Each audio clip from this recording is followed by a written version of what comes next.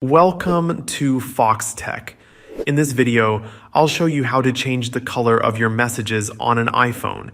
By default, Apple doesn't let you fully customize the colors of text bubbles, but there are some ways to adjust them depending on what you're looking for.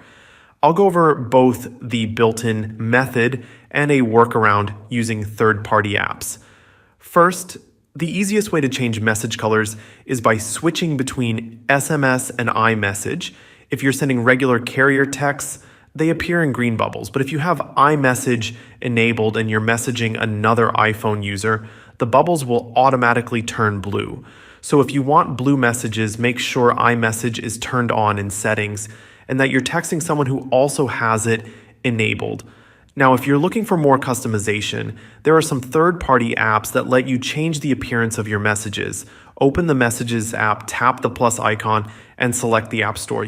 From here, you can browse apps designed specifically for the iMessage interface. One app I use is called Color Text Bubbles, and it lets you send messages with different bubble colors.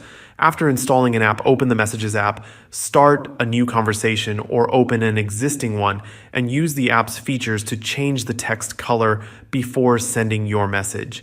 Just keep in mind that these customized messages are usually sent as stickers rather than regular text bubbles. While it's not the same as a system-wide color change, it still looks different and adds a personal touch. That's how you can adjust the colors of your messages on an iPhone.